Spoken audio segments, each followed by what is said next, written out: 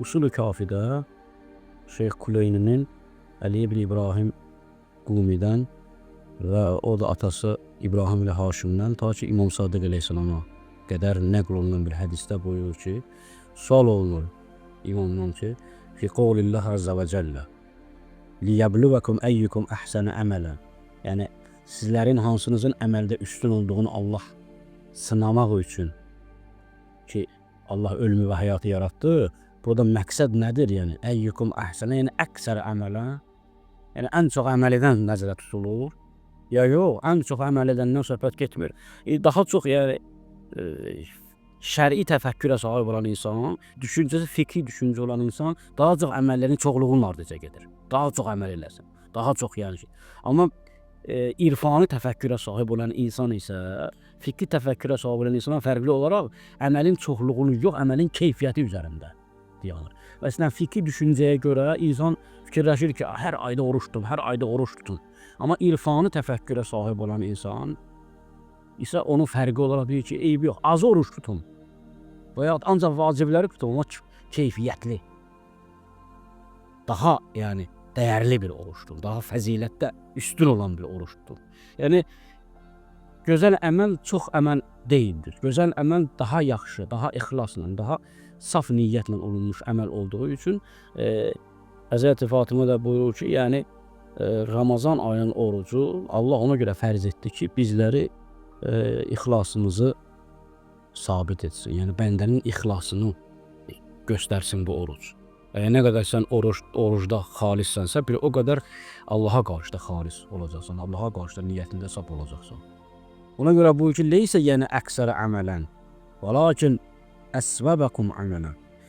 İmam Sadiq buyurur ki, Allah ki deyir ki, sizi hansınızın daha yaxşı əməl etməyini imtihan etmək üçün sizi yaratdı. Məqsəd burada yaxşı əməl etməkdən məqsəd leysə əksərə əmələn, yəni çox əməl edənlərdən söhbət getmir.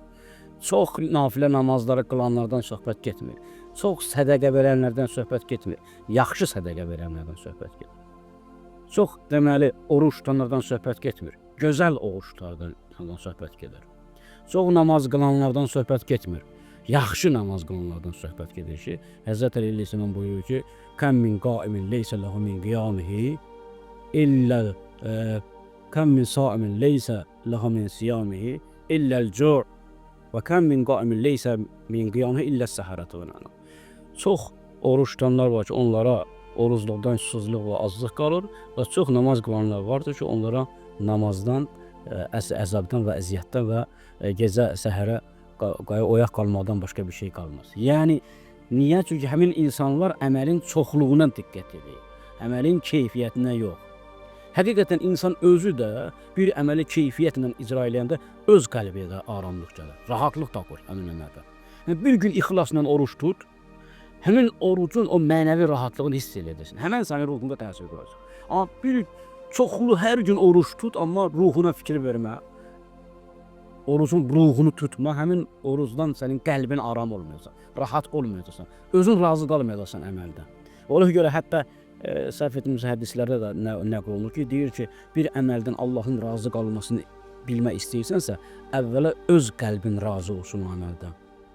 Yəni, namazın Allah dərgahında qəbul olunub olunmamasını bilmək istəyirsənsə, ən yaxşı olar ki, sən onu özün, o əməlin qəbul olunmasını özün razısansa o əməldən Allah da razıdır. Yox, razı deyilsənsə o əməldən Allah da razı deyildir. Ona görə də insan bu deməli məsələlərdə ixlasa gedib çatmalıdır. Sonra deyir ki, innəməl isabatu xəşyətullah və niyyət sadiqə vəl həsənət. Deyir ki, yaxşı, dəyərli deməli əməl nədir? Orucda dəyərli əməl nə deməkdir? Dəyərli oruç tutmaq nə deməkdir?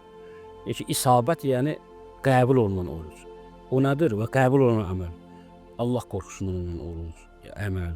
Və niyyəti saf, sadiqə, doğru niyyətlə tutulmuş oruc. Yəni, Allahın rızasını qazanmaq üçün tutulan oruc var. Yəni, ilk öncə insana sadə görünsə də, amma insan düşünəndə ki, həqiqətən niyyət eləyəndə ki, mən Allaha görə oruç tuturam, ya yəni, oruç tuturam ki, yəni, mükəlləfiyyət bu önümdən götürülsün.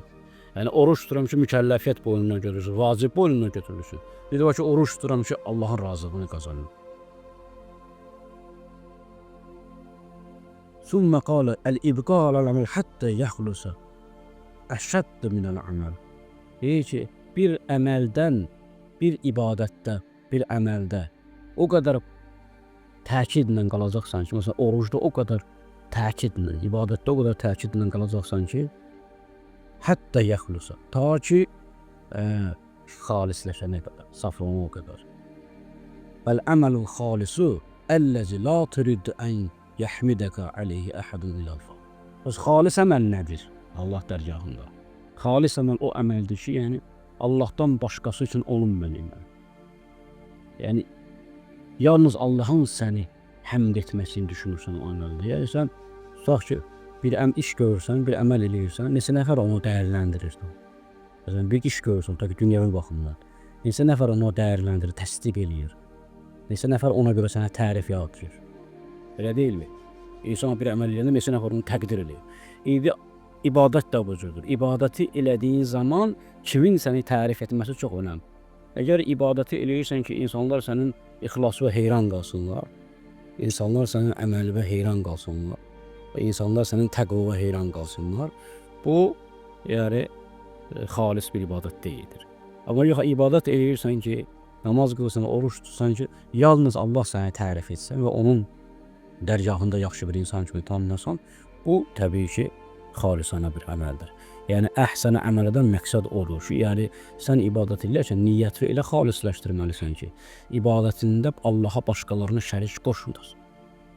Allaha ibadətdə başqalarını şərik qoşmağın mənası odur ki, yəni bu gün tutduğun orucu hiss etdir. Yəni mənəvi oruç tutmusan və ya hər hansı bir əməl eləmişsən, gecə namazı qılmışsan, onu başqalarına hiss etdir. Və o deməli ixlaslı əməl deyildir. Deməli, o oruc gün çıxandan gün batana qədər, daha doğrusu sübh azandan gün batana qədər davam edən ibadət olduğu üçün səninlə birlikdə ibadət, bütün sutkanı sən ibadət halındasın. Elə deyil. Deməli, orucda ixlası qazanmaq daha rahatdır. Niyə görə?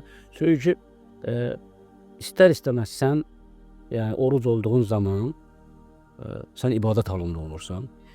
İstər göstəriş et, istər etmə. Sən onsuz da ibadət halındasın.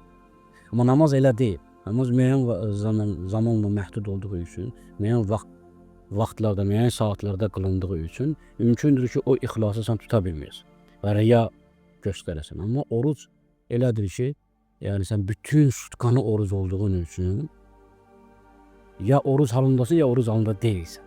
Ona görə ixlası qazanmaq üçün daha böyük əməldir. Həzrət Fatimə Zəhra ona görə belə deyir ki, Allah bəndələrin ixlasını isbat etmək üçün bu orucu vacib etdi. Və niyyəti əfzələ minəl əməl.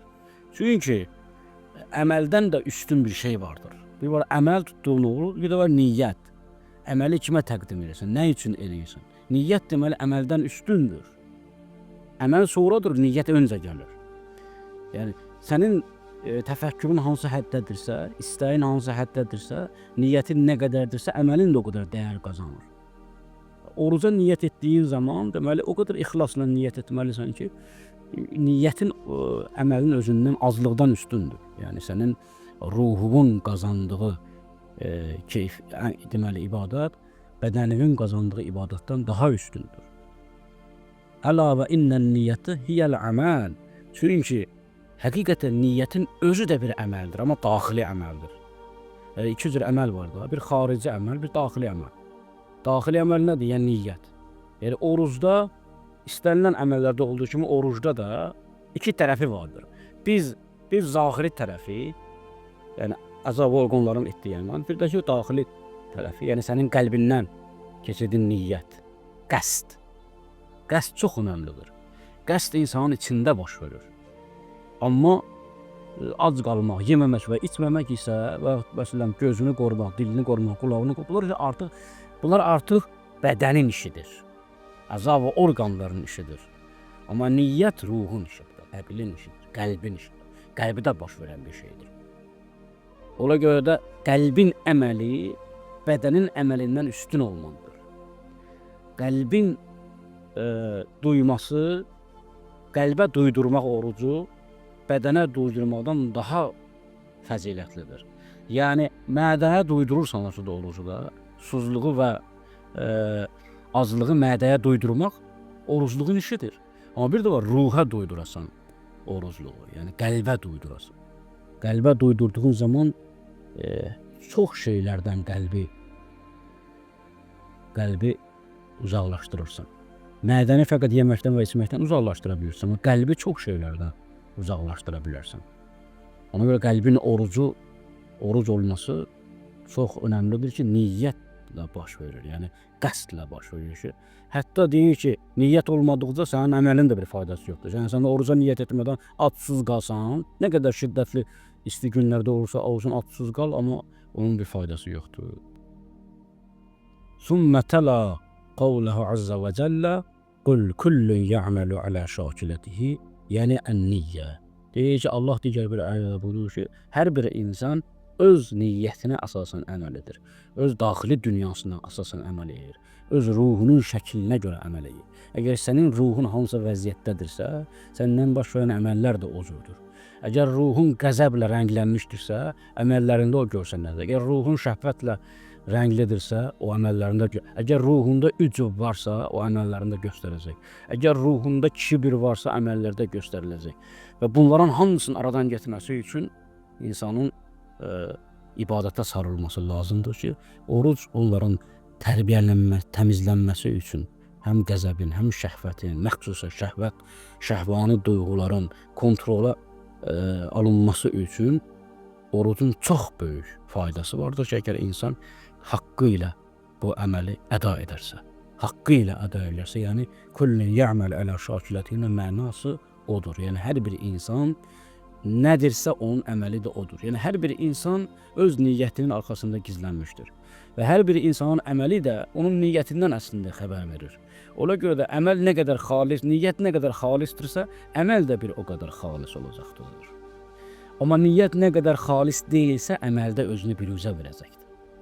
Niyyət nə qədər qəti deyilsə, əməldə özünü biruzə verəcəkdir. Bunlar çox önəmli məsələlərdir ki, insan öz niyyətini bu ayda xalisləşdirsin. Bu ayda xalisana, təqva ilə oruç da bizi ta ki, Allahın onu həmd etməsi üçün bir vəsilə olsun, səbəb olsun ki, Allah səni tərifləsin. Yəni bu əməlvi kimə təqdim edirsən orucu? Bu orucu kimə təqdim edirsən? Kim səndən təhvil alır? Kim sənin əməlvi qarşılayır? Allaha təqdim edirsən də əməli. Ramazana Allah sənin üçün ziyafət yaradıb və sən də bu ayda elə bir əməl nümayiş etdirirsən ki, onu alan aləmlərin Rəbbinin Allahdır. İnşallah Allah Teala bizləri bu xalisin ibadəti, xalisin şəkildə icra edəndən qərar versin. Əssalamu aleykum və rəhmətullah.